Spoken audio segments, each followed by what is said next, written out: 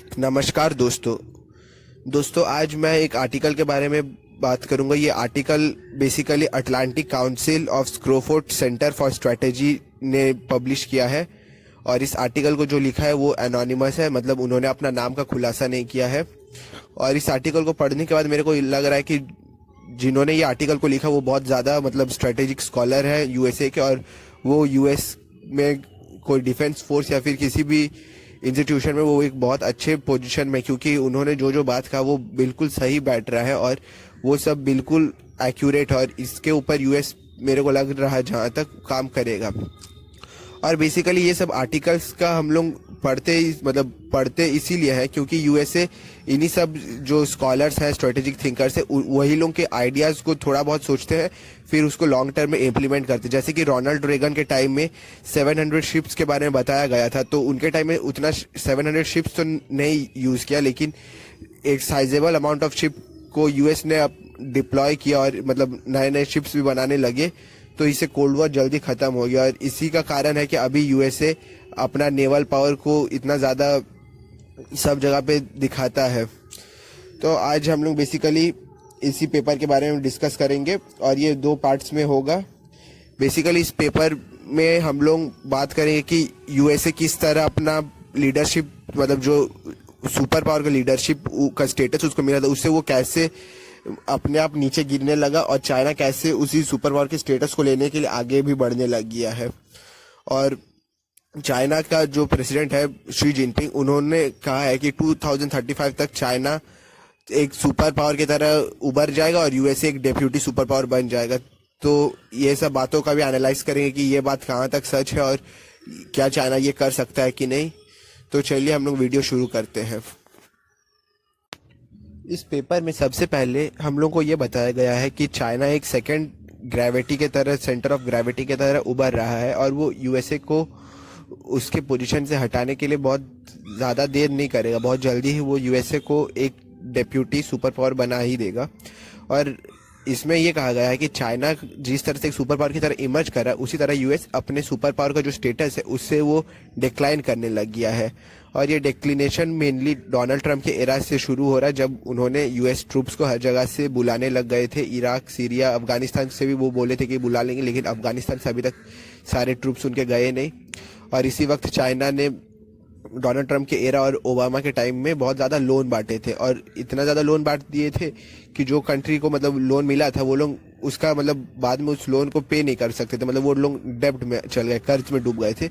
और इसी के कारण बहुत सारे कंट्रीज को चाइना के कुछ कुछ शर्तों को मानना पड़ा। जैसे कि आप लोग जानते हैं चाइना ने 99 ईयर्स के लिए श्रीलंका का एक पोर्ट ले लिया है, तो ये बेसिकली इसी बेल्ट एंड रोड इनिशिएटिव के कारण हुआ। और मेरे को जहाँ तक लग रहा है कि पाकिस्तान में बहुत जल्दी नहीं, मेरे को लग रहा है पाकिस्तान बन चुका है एक चाइना का कॉलोनी, क्योंकि चाइना ने इतना ज़्यादा पाकिस्तान को लोन दिया है कि पाकिस्तान का इकोनॉमी उतना ज़्यादा नहीं है कि वो उसको पे कर सके।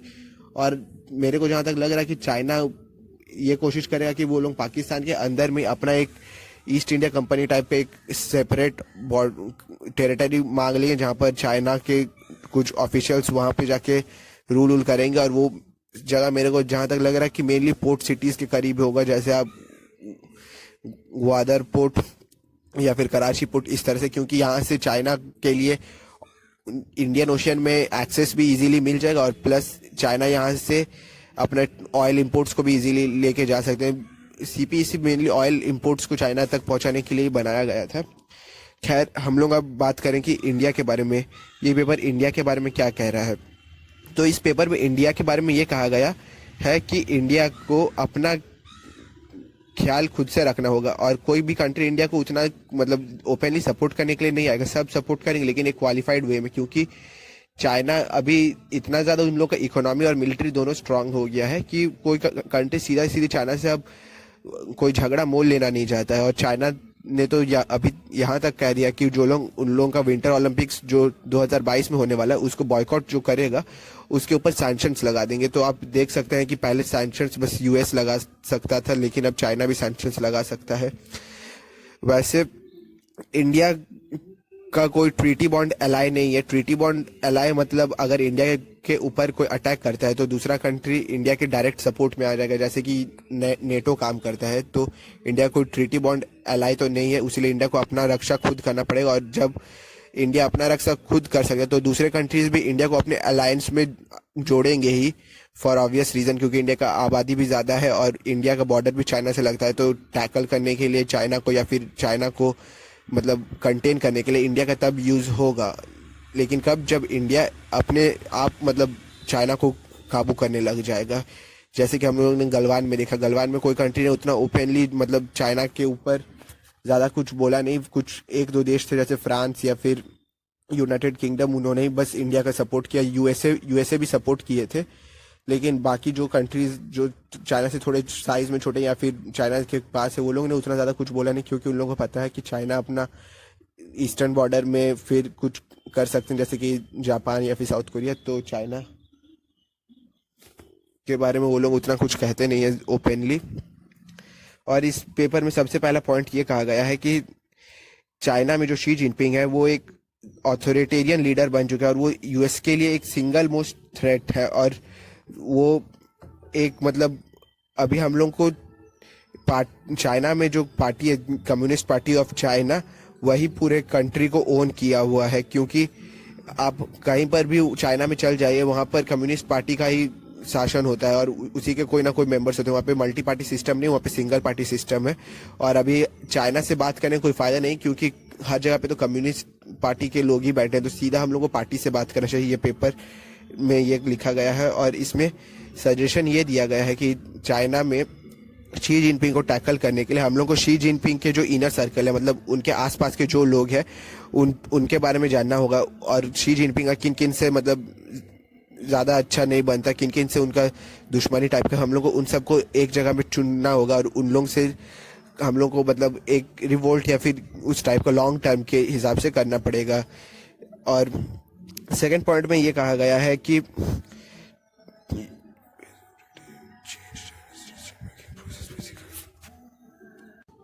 और चाइना जो शी जिनपिंग के अंडर में है वो एक क्लासिकल मार्क्सिस्ट और लेनिनिस्ट कंस्ट्रक्ट में मतलब बनाए गए हैं। और उन्होंने pure communist party state run policy चला के रखा, मतलब पूरा स्टेट को पूरा कम्युनिस्ट पार्टी ही रूल करेंगे।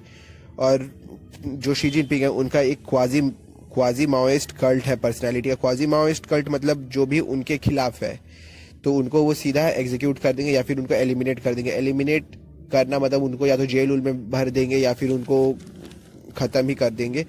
और बेसिकली चाइना में अभी शी जिनपिंग के अलावा हम लोग जैसे कि कितने जन को जानते हैं, जैसे चाइना में शी जिनपिंग के अलावा जो उनके खास में है जो मिनिस्टर है या फिर सीपीसी के कुछ ज़्यादा चुनिंदे, बहुत कम जन को, क्योंकि ये मेनली हर कम्युनिस्ट पार्टी का एक गोल होता है या फिर स्ट्रैटेजी बोल दीजिए। वो लोग अपने बारे में ज़्यादा डिस्क्लोज नहीं करते, मतलब अपने बारे में ज़्यादा दुनिया को बताते नहीं है। फिर उसमें एक बात कहा गया कि जो प्राइवेट सेक्टर है चाइना में वो काफ़ी फ्लरिश कर रहा है, लेकिन वो प्राइवेट सेक्टर चाइना के कम्युनिस्ट पार्टी के कंट्रोल में है। और इसका एक शाइनिंग एग्जांपल जैक मा है, जिनका अभी चाइना में कुछ दिनों पहले उनसे रिलेटेड खबर आ रही थी कि वो जेल उल में बंद है। तो वो इसके एक शाइनिंग एग्जांपल, वो इतने बड़े सोचिए आप एंटरप्रेन्योर है और उनको चाइना ने डायरेक्टली बिना किसी चार्ज के सीधा जेल में भर दिया है। और आप ये भी कह सकते हैं कि चाइना में जो जैकमा ने कहा था कि चाइना में जो मार्केट रिफॉर्म है वो बहुत दिनों से रुका हुआ है, मतलब बहुत सालों से। तो ये जैकमा जो बताए थे और इसके बाद उनको जेल उल हो गया था। तो ये पेपर भी उसी के बारे में कह रहा है कि चाइना का मार्केट रिफॉर्म बहुत दिनों से स्टॉल्ड है। और इस चाइना में अभी एक नया तरह का नेशनलिज्म हो रहा है, एथनो नेशनलिज्म। जैसे कि हम लोग ये साउथ ईस्ट एशिया या फिर साउथ एशिया में ही देख लीजिए, तो हम लोग के यहाँ पर अलग अलग एथनिसिटी के लोग रहते हैं। जैसे हिंदुस्तान में हम लोग के देश में तमिल्स रहते हैं, पंजाबी रहते हैं, मराठा रहते हैं, बहुत तरह तरह के लोग। जैसे पाकिस्तान में बलोच, सिंधी, फिर हजारा।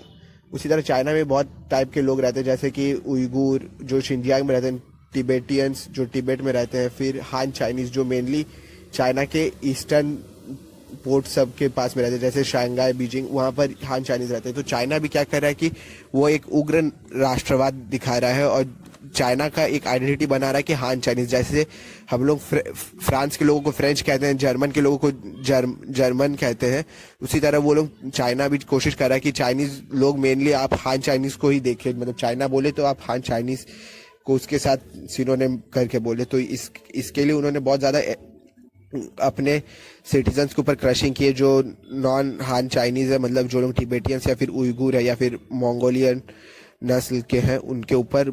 और उइगुर से रिलेटेड अभी एक फीमेल बाहर आई थी, मतलब उइगुर कैंप से, और वो किसी तरह एस्केप करके यूएस चली गई। तो उन्होंने कहा था कि उनके साथ बहुत ज़्यादा वहाँ पे अत्याचार हुआ, वहाँ पे उनके साथ इल ह्यूमन बिहेवियर्स हुए, फिर रेप भी हुए हैं, गैंग रेप हुए हैं। तो ये सबसे आपको पता चल रहा होगा कि चाइना में जो उइगुर्स के बारे में वो कहते हैं कि कंसंट्रेशन कैंप नहीं है, वहाँ पर कल्चरल एजुकेशन होता है, वो बिल्कुल गलत है। वहाँ पे टॉर्चर होता है और फोर्स किया जाता है कि आप अपने धर्म को पूरी तरह भूल जाइए। तो इस बारे में बात किया गया है। फिर एक बताया गया कि चाइना एक टोटलिटेरियन स्टेट बन गया शी जिनपिंग के अंडर। और टोटलिटेरियन स्टेट और पुलिस स्टेट मतलब होता है कि सबका पुलिसिंग, मतलब सबका जासूसी करने लग गया है। और पोस्ट माओ चाइना के जो लीडर थे वो बहुत ज़्यादा रिस्क एवर्स थे। पोस्ट माओ मतलब माओ जेडोंग जो चाइना के फाउंडर है, उनके बाद के लीडर्स जैसे कि हु जिनताओ, फिर डेन जियांग, फिर जियांग जेमिन, ये सब पोस्ट माओ एरा के, मतलब ये माओ के बाद के टाइम के लीडर्स थे। तो उनके दौर में चाइना एक रिस्क एवर्स था, मतलब वो स्टेटस को मेंटेन रखना चाहता था, मतलब तब वो ज़्यादा दूसरे कंट्रीज के साथ दुश्मनी मोल नहीं लेना चाहते थे। लेकिन जो शी जिनपिंग के अंडर में चाइना है वो एक रिविजनिस्ट बन के, मतलब हर चीज़ जो पुराना चीज़ था उन सबको बदलने का कोशिश कर रहा है। इसीलिए वो यूएसए से कभी पंगा ले रहा है, कभी ऑस्ट्रेलिया से, कभी साउथ कोरिया जापान के टेरिटोरियल वाटर में घुस जा रहा है, कभी ताइवान के एरोस्पेस के ऊपर अपना जेट उड़ा दे रहा है। तो ये पूरा रिविजनिस्ट चाइना बन गया जो रिस्क लेने से अब डरता नहीं है। और यूएसए और जो उसके डेमोक्रेटिक अलाइज है उनके लिए एक शी जिनपिंग एक थ्रेट है डेमोक्रेसी के लिए, क्योंकि शी जिनपिंग बेसिकली उन सारे कंट्रीज को सपोर्ट करते हैं जहाँ पे टोटलिटेरियन हो या फिर मतलब डिक्टेटरशिप हो, जैसे कि अभी म्यांमार में तख्ता पलट हो गया। तो बहुत सारे कंट्रीज ने उसके ऊपर मतलब उसके बारे में कंडेम किया कि ऐसा नहीं होना चाहिए और हम लोग म्यांमार के ऊपर सैंक्शंस देंगे। वहीं चाइना और रशिया जो दोनों एक टोटलिटेरियन स्टेट है, मतलब डिक्टेटरशिप है, वो लोग ने कहा कि हम लोग सिचुएशन को मॉनिटर कर रहे हैं और हम लोग अभी कुछ कह नहीं सकते कि कौन सही है कौन गलत। तो इससे पता चल रहा है कि चाइना नहीं चाहता कि कहीं पर भी डेमोक्रेसी हो।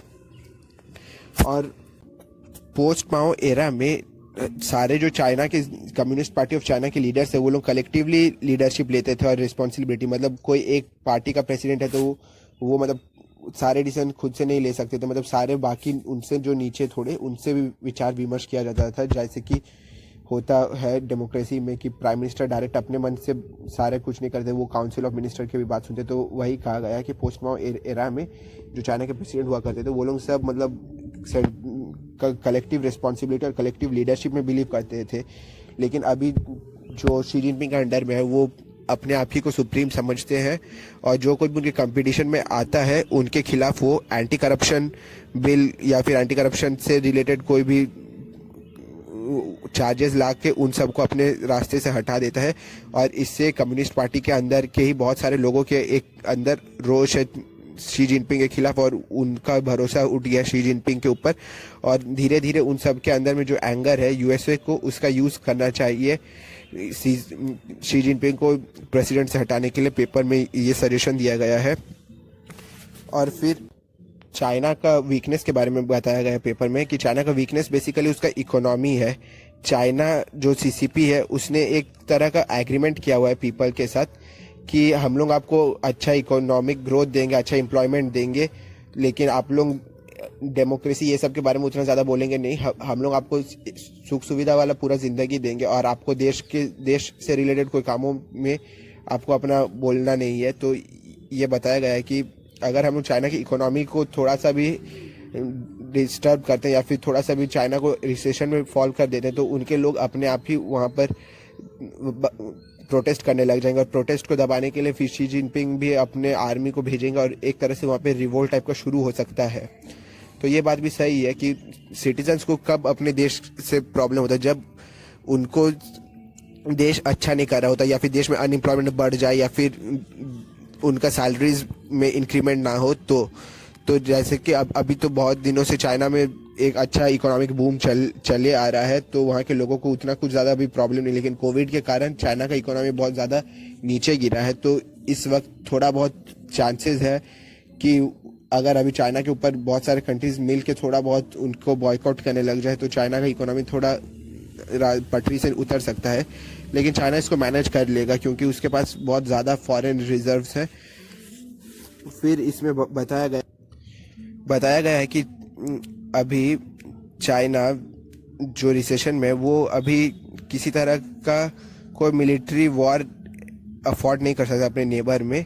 लेकिन आप लोग तब सोच रहे होंगे कि तब चाइना ने गलवान में सीधा वो इंट्रूजन क्यों किया। तो मेरे ख्याल से चाइना ने बेसिकली गलवान में इंट्रूजन दो कारणों से किया, जो कि मतलब पहले वीडियो में कहा था कि वो नहीं चाहते कि इंडियन नेवी इंडियन ओशन में ज़्यादा स्ट्रांग हो, और दूसरा रीज़न ये है कि चाइना अपने लोगों का ध्यान डाइवर्ट करने के लिए, मतलब एक नेशनलिज्म होता है ना कि अगर हम लोग बोलेंगे कि हम लोग के देश में कोई दूसरा कंट्री अटैक किया तो सबको आकर देश को सपोर्ट करने लग जाएगा, और मतलब जो बेसिकली प्रेसिडेंट के खिलाफ उन लोगों का गुस्सा था मतलब शी जिनपिंग के अंदर, वो बेसिकली दूसरे चैनल्स मतलब इंडिया के ऊपर निकल जाएगा। तो मेरे को जहाँ तक लग रहा है ये दोनों रीजन्स हो सकते हैं कि उन्होंने गलवान में इंट्रूजन क्यों किया। लेकिन अभी चाइना, अगर मेरे से पूछे तो सच में अगर बोलूँ तो चाइना भी कोई टाइप का वॉर अफोर्ड ही नहीं कर सकता, क्योंकि अभी यूएसए में प्रेसिडेंट भी बदल गए हैं जो बाइडेन, और जो बाइडेन में जहाँ तक मेरे को लग रहा है वो ट्रम्प से ज़्यादा मतलब सेंसिबल होंगे, और वो ज़्यादातर अपने एक्शंस पे बिलीव करें, ना कि ट्रम्प की तरह ट्विटर में सीधा कहने पर। फिर इसमें कहा गया है कि डोनाल्ड ट्रम्प के अंडर में एक एडमिनिस्ट्रेटिव बिल का पास हुआ था जो था नेशनल सिक्योरिटी स्ट्रेटेजी NSS, और वो चाइना को बेसिकली टैकल करने के लिए ही था। लेकिन डोनाल्ड ट्रम्प के एरा में प्रॉब्लम ये था कि डोनाल्ड ट्रम्प और माइक पॉम्पियो जैसे हैं वो दोनों मेनली बेसिकली चाइना के ऊपर बाहरी देशों का मतलब एक गुट बनाने में असक्षम रहे, मतलब एक अलायंस चाइना के खिलाफ बनाने में उतना ज़्यादा वो लोग सक्सेसफुल नहीं रहे। मानता हूँ कि उन्होंने क्वाड के आइडिया को बहुत ज़्यादा आगे बढ़ा दिया, जिससे जापान, USA, ऑस्ट्रेलिया, इंडिया करीब आ गए। लेकिन वो लोग चाइना ने जो हांगकांग में किया वहाँ पर सीधा उन्होंने टेक ओवर कर लिया, वहाँ का डेमोक्रेसी को एंड कर दिया। फिर उइगुर से रिलेटेड जो कुछ भी प्रॉब्लम हो उनके बारे में उन्होंने ज़्यादा कुछ किया नहीं। तो ये मेरे को लगता है कि USA ज़्यादा बहुत कुछ कर सकता था। माइक पॉम्पियो एक सेंसिबल पर्सन थे, लेकिन उन्होंने उतना कुछ किया नहीं। उन्होंने बेसिकली अपने ही जो एलाइज थे जैसे कनाडा या यूरोपियन यूनियन, इन्हीं सब से बगावत करने लग गया था USA, जो कि चाइना को इनडायरेक्टली फ़ायदा पहुंचा गया। हालांकि मैं पूरी इसके खिलाफ भी नहीं हूँ कि वो डोनाल्ड ट्रम्प और माइक पॉम्पियो के कार्यकाल में कुछ नहीं हो, वो उन दोनों के कार्यकाल में बहुत कुछ हो, जैसे कि उन्होंने तिब्बत में जो वहाँ के प्राइम मिनिस्टर इन एग्जाइल है उनको USA में बुलाया था, जो कि पहली बार हुआ था हिस्ट्री में, और चाइना ने इसको लेकर बहुत ज़्यादा प्रोटेस्ट किया था। तो ये एक बहुत ही बोल्ड स्टेप था। और USA ने ताइवान के साथ भी बहुत ज़्यादा डील्स भी किए थे मिलिट्री को लेकर, वो भी एक अच्छा काम था। लेकिन USA जितना कर सकता था उतना USA कर नहीं पाया, ये मेरा मानना है। फिर इसमें कहा गया कि चाइना का जो अमेरिकन स्ट्रैटेजी है, मतलब अमेरिका के प्रति चाइना का क्या स्ट्रैटेजी होगा, उसको बेसिकली 3 ऑर्गेनाइजेशन चलाता है। पहला ऑर्गेनाइजेशन है सेंट्रल मिलिट्री कमीशन, दूसरा है communist party, Chinese communist party central committee मतलब CCP सेंट्रल पार्टी, फिर तीसरा है national security committee of the party centre. और आप लोगों को जैसे अगर पता ही होगा ये तीनों के हेड कौन होंगे, अगर आपने गेस किया शी जिनपिंग तो आप लोग बिल्कुल सही गेस किए, इन तीनों के हेड शी जिनपिंग है। तो USA को ये सोचना ही चाहिए कि चाइना में कोई अलग पर्सन है जो USA के खिलाफ स्ट्रैटेजी बना रहा है, या फिर USA के अगेंस्ट स्ट्रैटेजी बना रहा है, कोई दूसरा पर्सन नहीं, सब शी जिनपिंग ही कर रहे हैं। शी जिनपिंग को अपने आप को 2035 तक एक सुपर पावर की तरह इमर्ज करना है, और इसीलिए वो USA से हर जगह पे बैन ले रहे हैं। और USA माइक पॉम्पियो ने जैसे एक आर्टिकल में कहा था कि वो जब भी चाइना को बुलाते हैं तो वो कम्युनिस्ट पार्टी के प्रेसिडेंट मतलब शी जिनपिंग को कम्युनिस्ट पार्टी के प्रेसिडेंट के तौर पे बुलाते हैं, ना कि चाइना के प्रेसिडेंट। और वो जो करते हैं वो मेरे इस ख्याल से भी सही ही करते हैं, क्योंकि कम्युनिस्ट पार्टी पूरे देश को चलाता है, और वहाँ पर मतलब प्रेसिडेंशियल वैसा कोई इलेक्शन होता नहीं, डायरेक्ट नॉमिनेशन होता है। तो शी जिनपिंग को किसी ने इलेक्ट नहीं किया चाइना के अंदर, और वो बेसिकली कम्युनिस्ट पार्टी के हेड है, तो उनको पार्टी का ही हेड कहना ज़्यादा सही है, ना कि चाइना का प्रेसिडेंट, क्योंकि चाइना को खाली एक कम्युनिस्ट पार्टी के कुछ लोग ही चलाते हैं, जो कि बिल्कुल बिल्कुल भी सही नहीं है। और वही कुछ लोगों के कारण यूएसए अपना जो चाइना के खिलाफ स्ट्रैटेजी है वो बना रहा है, उनको किस तरह से अलग किया जाए। फिर इसके बाद ये भी कहा गया है कि आने वाला मतलब फ्यूचर में जो बैटल फील्ड होगा वो यूरोप भी हो सकता है। जैसे कि आप सभी को पता है, यूरोप में बहुत सारे कंट्रीज ने चाइना के बेल्ट एंड रोड इनिशिएटिव को ज्वाइन किया है, और इससे उनके पास उतना ज़्यादा पैसा नहीं है चाइना को देने के लिए, और वो फ्यूचर में डेब्ट में पड़ सकते हैं। इसका शाइनिंग एग्जाम्पल इटली है, जो जिसको यूरोपियन यूनियन ने जब पैसा नहीं दिया तो चाइना ने उनको हेल्प किया था। तो और 5G को लेकर भी अभी यूरोप में बहुत ज़्यादा चल रहा है कि हुआवे को बैन करना चाहिए, और इसका बेसिकली सबसे ज़्यादा फ्रंट में सपोर्ट और प्रोटेस्ट करने के लिए यूके खड़ा है कि मतलब हुआवे को बैन करना चाहिए। और यूरोप के अलावा साउथ चाइना सी फिर ईस्ट चाइना सी भी एक मतलब बैटल ग्राउंड हो सकते हैं फ्यूचर में। फिर इस पेपर में कहा गया है कि जो शी जिनपिंग का चाइना है, उनका स्ट्रैटेजी इंडिया जापान के लिए बहुत ही अनसर्टेन है, मतलब कोई कहा नहीं जा सकता, कुछ भी कर सकते हैं वो। और चाइना पूरे दुनिया को बेसिकली अलग थलग मतलब दुनिया में खाली अशांति ही नहीं फैलाएंगे, वो लोग अच्छा काम ही करेंगे। और चाइना का ज़रूरत भी है कुछ कुछ इश्यूज़ में, जैसे कि क्लाइमेट चेंज। जैसे कि आप सभी को पता होगा, यूएसए के बाद चाइना भी एक बहुत बड़ा कार्बन एमिटर है, तो अगर आप ग्लोबल वार्मिंग को टैकल करना चाहते हैं तो बिना चाइना के आप कर नहीं सकते। तो इसमें क्लाइमेट चेंज में चाइना का एक इम्पॉर्टेंट रोल होगा। फिर यूनाइटेड नेशन में वो एक परमानेंट सीट को होल्ड करते, तो वहाँ पर भी अगर किसी के खिलाफ आपको कुछ पास करवाना तो चाइना को कहना पड़ेगा कि आप वीटो ना कर दीजिए, या फिर आप हम लोग का सपोर्ट करिए, तो वहाँ पर भी चाइना का रोल रहेगा। और फिर IMF में मॉनेटरी पैकेज देने से रिलेटेड वहाँ पर भी चाइना का रोल रहेगा। दोस्तों, इसी के साथ पार्ट 1 का एंड होता है। हम लोग पार्ट 2 में इस बारे में डिस्कशन करेंगे कि यूएसए का प्रायोरिटीज़ क्या होना चाहिए, और चाइना को यूएसए किस तरह से टैकल कर सकता है, और यूएसए का रिस्पांस क्या होगा जब चाइना अपने रेड लाइंस को क्रॉस कर देंगे या फिर उसके अलाइज। तो ये सब हम लोग पार्ट 2 में डिस्कशन करेंगे, तो उस वीडियो को भी आप लोग देखिएगा। और अभी आप लोग अपना ख्याल रखिए, फिर मिलेंगे नए वीडियो के साथ, जो कि पार्ट 2 होगा इसका।